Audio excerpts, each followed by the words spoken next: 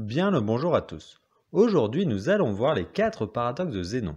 Dans cette vidéo, je vais tout d'abord vous énoncer les paradoxes, puis je vous fournirai les solutions pour savoir si ce sont des antinomies, c'est-à-dire des preuves d'hypothèses fausses, des paralogismes, c'est-à-dire que les raisonnements ne seraient pas valides, ou si ce sont des waouh c'est étonnant, c'est-à-dire que les conclusions seraient correctes malgré leur apparence. Si ma dernière intervention était difficile à comprendre, je vous conseille de regarder ma vidéo introductive sur les paradoxes que je vous ai mise en fiche. C'est bizarre. Ah non, je crois que j'ai compris. Mais non, c'est absurde. Zénon a élaboré une suite de paradoxes dans l'objectif de défendre la thèse de son maître Parménide, disant que le mouvement est une illusion. Le premier paradoxe de Zénon est le suivant. Imaginons une course entre Achille, le célèbre héros grec, et une tortue. Achille courant plus vite que la tortue, il lui laisse une avance. Zénon affirme qu'Achille, bien que courant plus vite, ne pourra jamais dépasser la tortue, puisque lorsqu'il aura atteint le niveau où la tortue a commencé, elle aura avancé jusqu'à une nouvelle position.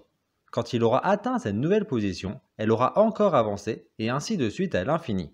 De cette manière, Zénon découpe l'intervalle de temps entre le début de la course et le moment où Achille rattrape la tortue en un nombre infini de durées de temps jamais nul. Or, il ne peut y avoir un nombre infini d'étapes dans un temps fini. Une somme infinie de temps non nul doit être infinie. Donc Achille, devant faire un nombre infini d'étapes pour atteindre la tortue, ne pourra jamais la dépasser. Cependant, cette conclusion semble totalement erronée, puisque lorsque l'on fait l'expérience, il est possible de rattraper la tortue. Paradoxe. Le deuxième paradoxe de Zénon est le suivant.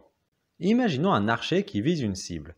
Il lance donc la flèche. Zénon affirme que la flèche n'atteindra jamais la cible, car pour arriver jusqu'à la cible, il faudra qu'elle atteigne la moitié de cette distance. Mais il lui restera encore une nouvelle distance correspondant à la moitié de la distance initiale. Donc pour parcourir cette nouvelle distance, il faudra d'abord parcourir la moitié de la distance, et ainsi de suite jusqu'à l'infini. Il y a donc une infinité de distances non nulles à parcourir. La distance à parcourir étant la somme d'une infinité de distances non nulles, cela signifie que la distance totale est infinie, et donc la flèche ne pourra jamais atteindre la cible. Mais encore une fois, ce résultat va à l'encontre de l'expérience. Paradoxe. Le troisième paradoxe de Zénon est le suivant. Imaginons une flèche en vol. À chaque instant, la flèche se trouve à une position précise, ce qui fait qu'elle est immobile. Pendant les instants suivants, elle va rester immobile pour la même raison. Si le temps est une succession d'instants et qu'à chaque instant la flèche est immobile, alors la flèche est toujours immobile et ne peut donc pas se déplacer. Autrement dit, le déplacement de la flèche est une somme infinie de déplacements nuls. Or, la somme d'une infinité de zéro déplacement ne peut pas être un déplacement. Zénon en conclut donc que le mouvement est par conséquent impossible. Paradoxe. Le quatrième paradoxe de Zénon est le suivant. Imaginons deux bateaux qui se croisent.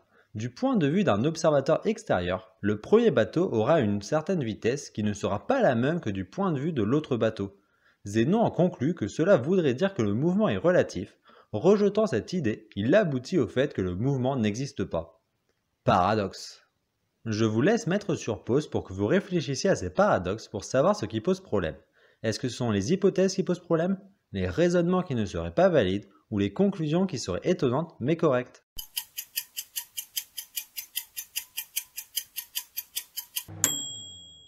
Pour résoudre le premier paradoxe, il faut utiliser un résultat mathématique qui dit qu'il existe des sommes infinies qui ne donnent pas un nombre infini, ce qui est exactement le cas ici. Le raisonnement de Zénon est donc faux car il utilise une hypothèse, peut-être intuitive mais erronée. Le temps pour atteindre la tortue est donc fini. Je ne vais pas faire le calcul dans cette vidéo pour ne pas compliquer le message, mais je ferai peut-être une vidéo à part pour justifier les affirmations des vidéos sur les paradoxes. Le deuxième paradoxe se résout de la même manière. C'est une somme infinie qui correspond à un nombre fini. La seule différence est que plutôt que d'utiliser des durées, on a des longueurs, mais c'est mathématiquement le même problème. Pour résoudre le troisième paradoxe, il faut utiliser la théorie de la mesure et le fait que les réels forment un ensemble indénombrable. Il faut savoir qu'une somme infinie mais dénombrable d'infinitésimaux donne 0, alors qu'une somme infinie indénombrable d'infinitésimaux peut ne pas être nulle. Autrement dit, une succession d'un nombre infini dénombrable d'infiniment petits déplacements est forcément nulle, mais une somme infinie indénombrable d'infiniment petits déplacements peut avoir une valeur non nulle, et c'est exactement le cas pour le déplacement d'une flèche. Mathématiquement, le déplacement de la flèche ne peut pas être une somme dénombrable de déplacements infinitésimaux, mais une intégrale. Pour résoudre le quatrième paradoxe, il suffit d'accepter que le mouvement est relatif. Et c'est exactement ce que fait la physique moderne. D'abord avec une proposition de Galilée, mais cette proposition a été améliorée par la relativité restreinte pour à la fois avoir de meilleures propriétés géométriques et être concordante avec l'électromagnétisme qui prédit que la vitesse de la lumière dans le vide est fixe, indépendant de tout observateur. Puis de la relativité générale pour prendre aussi en compte la gravitation. Pour conclure, ces 4 paradoxes sont des antinomies car les connaissances de l'époque n'étaient pas assez solides.